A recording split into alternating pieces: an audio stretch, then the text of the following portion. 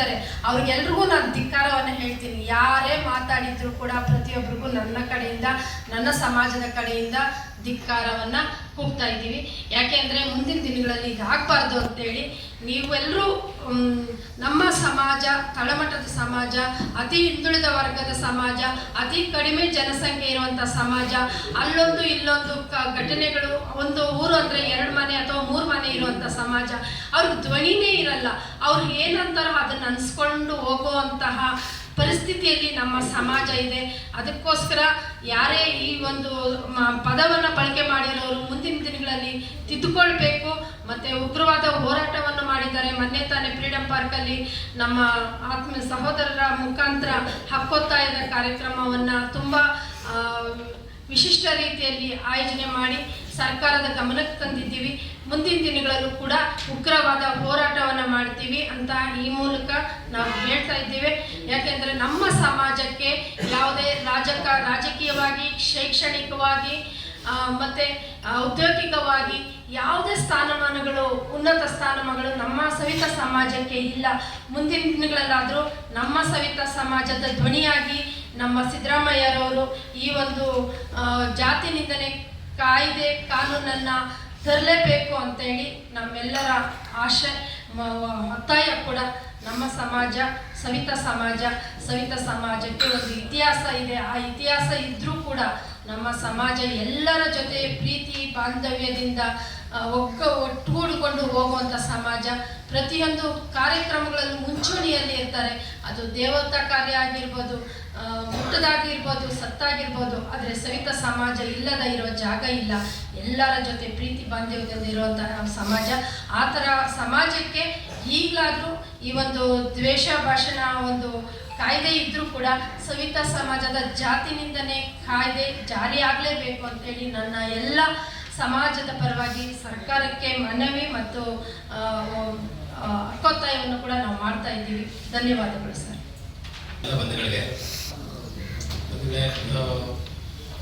ಈ ಜಾತಿಯನ್ನ ಅವಿಭಾಜ್ಯ ಅಂಗವಾಗಿ ಸಮಾಜದಲ್ಲಿ ಉಳಿಸ್ಕೊಂಡಿತ್ತು. ಆದರೆ ಇವತ್ತು ಅವಿಭಾಜ್ಯ ಅಂಗವಾಗಿ ಈ ಜಾತಿ ಸಮಾಜಕ್ಕೆ ಬೇಕಾಗಿಲ್ವೇನೋ ಅನ್ನೋ ಥರ ಮನಸ್ಸಿಗೆ ಅನಿಸ್ತಾ ಇದೆ. ಸಾವಿರಾರು ವರ್ಷಗಳಿಂದ ಸೇವೆ ಮಾಡ್ಕೊಂಡು ಬಂದಿದ್ರು ಕೂಡ ಇವತ್ತು ಯಾರು ಗಣನೆಗೆ ತಗೊಂಡಿಲ್ಲ.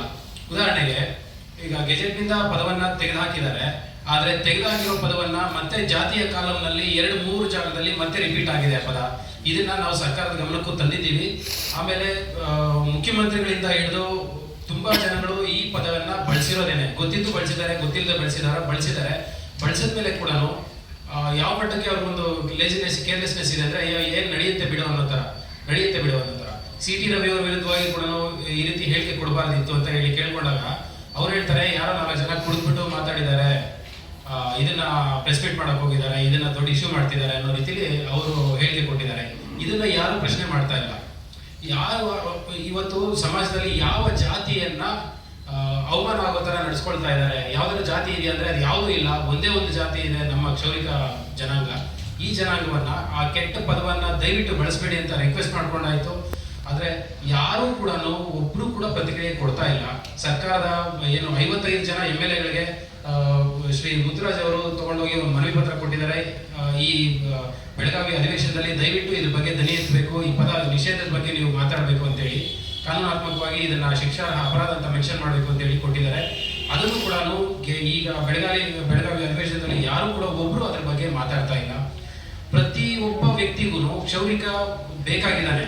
ಎಲ್ಲಿವರೆಗೂ ಅವರಿಗೆ ಸೇವೆ ಮಾಡೋದಕ್ಕೆ ಮಾತ್ರ. ನನಗೆ ಆ ಸಮಾಜದ ಮೇಲೆ ಗೌರವ ಇದೆ ಅಂತೇಳಿ ಇಂಡಿವಿಜುವಲ್ ಆಗಿ ಎಲ್ಲರೂ ಮಾತಾಡ್ತಿದ್ದಾರೆ ವಿನ ನಿಜವಾಗ್ಲೂ ಸಮಾಜದ ಪರವಾಗಿ ಧ್ವನಿ ಎತ್ತಬೇಕಾಗಿರೋರು ಯಾರು ಧ್ವನಿ ಎತ್ತಾ ಇಲ್ಲ. ಇದು ಯಾಕೆ? ಈ ಜಾಣ ಕುರುಡು ಯಾಕೆ? ಈ ಜಾಣ ಮೌನ ಯಾಕೆ?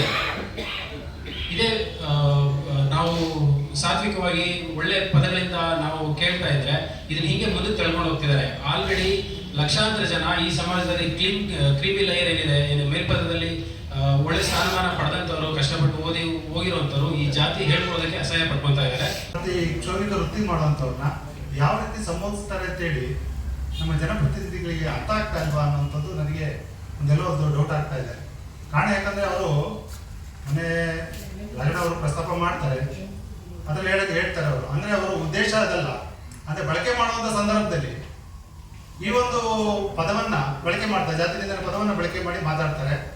ಅದು ನಮಗೆ ಸ್ವಲ್ಪ ನೋವಾಗ್ತದೆ ಅದೆಲ್ಲ ವಿಚಾರದಲ್ಲಿ. ಹೀಗೆ ಎಲ್ಲ ಅದೇ ಹೇಳಿದಾಗೆ ಪ್ರತಿನಿತ್ಯ ಜನಪ್ರತಿನಿಧಿಗಳು, ಜ್ಯೋತಿಷಿಗಳು, ಸಿನಿಮಾ ನಟರು, ಪ್ರತಿದಿನ ಇದು ನಡೀತಾನೆ ಇರ್ತದೆ. ಮತ್ತೆ ಇದು ದಾರಿ ಹೋಗ್ರು, ಮತ್ತೆ ಗಾಡಿ ಓಡಾಡೋಂಥವ್ರು, ಇದೆಲ್ಲ ನಿರಂತರವಾಗಿ ನಡೀತಾ ಇರೋದ್ರಿಂದ ನಮಗಿದು ನಮ್ಮ ಸ್ವಾಭಿಮಾನಕ್ಕೆ ತುಂಬಾ ಧಕ್ಕೆ ಆಗ್ತಾ ಇದೆ. ಇದನ್ನ ಆದಷ್ಟು ನಾವು ನಮ್ಮ ಸರ್ಕಾರಕ್ಕೆ ಈಗಾಗಲೇ ನಾವು ಸಹ 2ನೇ ತಾರೀಕು ಧರಣಿಗಳನ್ನ ಮಾಡಿದ್ವಿ. ಲಾಸ್ಟ್ ಟೈಮ್ ಒಬ್ಬ ಸಿಟಿ ರವಿಯು ಸಹ ನಮ್ಮ ಒಂದು ಜಾತಿ ನಿಂದನೆ ಪದವನ್ನು ಬಳಕೆ ಮಾಡಿದ್ರು. ಅವ್ರ ವಿರುದ್ಧವಾಗಿ ನಾವೆಲ್ಲ ಅವತ್ತು ಪ್ರತಿಭಟನೆ ಮಾಡಿ ಧರಣಿ ಮಾಡಿ ಸರ್ಕಾರಕ್ಕೆ ನಾವು ಒತ್ತಾಯ ಮಾಡಿದ್ವಿ. ನಮ್ಮ ಒಂದು ಮನವಿಯನ್ನು ಪುರಸ್ಕರಿಸಿ ನಮಗೂ ಸಹ ಸ್ವಾಭಿಮಾನದಿಂದ ಬದುಕಲಿಕ್ಕೆ ಅವಕಾಶ ಮಾಡಿಕೊಡಿ. ಇವತ್ತು ಸಮಬಾಳು ಸಮ ಪಾಲು ಅನ್ನುವಂಥ ನಿರ್ಧಾರದಲ್ಲಿ ತಾವೆಲ್ಲರೂ ಸರ್ಕಾರದಲ್ಲಿ ಹೇಳ್ತೀವಿ. ಇದನ್ನು ಸಹ ನಮಗೆ ಮೊದಲು, ಯಾಕಂದ್ರೆ ನಮ್ಗೆ ಏನಿಲ್ಲ ಅಂದ್ರೆ ಒಂದು ನಮಗೆ ಸಮಾಜದಲ್ಲಿ ಬದುಕಬೇಕು ಅಂದಾಗ ನಮ್ಮ ಒಂದು ಮಾನ್ಯತೆ ಇಲ್ಲ ಅಂದಾಗ ನಮ್ಗೆ ಏನಿದ್ರು ಪ್ರಯೋಜನ ಇಲ್ಲ. ಅದರಿಂದ ನಮಗೆ ಸ್ವಾಭಿಮಾನದಿಂದ ಬದುಕಲಿಕ್ಕೆ ಅವಕಾಶ ಆಗಬೇಕು.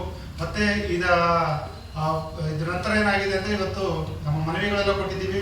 ಮನೆ ಸರ್ಕಾರವೂ ಸಹ ಈ ಒಂದು ಅಧಿವೇಶನದಲ್ಲಿ ಒಂದು ಪ್ರಸ್ತಾಪ ಮಾಡಿದೆ. ಅದು ನಾನು ಸರ್ಕಾರಕ್ಕೆ ಶ್ಲಾಘನೆ ಮಾಡಲಿಕ್ಕೆ ಇಷ್ಟಪಡ್ತೀನಿ. ವಿಚಾರಗಳೇನಂದ್ರೆ ಇವತ್ತು ಸಾಮಾಜಿಕವಾಗಿ ದೌರ್ಜನ್ಯ ಕಾಯ್ದೆಗಳನ್ನು ತಂದಿದೆ. ಮತ್ತು ಯಾವುದೇ ವ್ಯಕ್ತಿ ಆಗಿರ್ಬೋದು, ಜಾತಿ ಆಗಿರ್ಬೋದು, ಸಮುದಾಯ ಆಗಿರ್ಬೋದು, ಮತ್ತು ಯಾವುದೇ ಒಂದು ಉದ್ದೇಶಬದ್ಧ ಇಲ್ಲದರಿಂದ ಭಾಷಣ ಮಾಡಿ ಅವನ ಪ್ರಚೋದನೆ ಮಾಡಿ ಈ ದ್ವೇಷ ಭಾಷಣ ಮಾಡಿರುವಂಥ ಕಾಯ್ದೆ ತುಂಬ ಈ ಒಂದು ಯಾವುದೇ ಒಂದು ಹಿಂದುಳಿದ ವರ್ಗ ಆಗಿರ್ಬೋದು, ಅತಿ ಹಿಂದುಳಿದ ವರ್ಗ ಆಗಿರ್ಬೋದು, ಎಲ್ಲ ಸಮುದಾಯಕ್ಕೂ ಇದು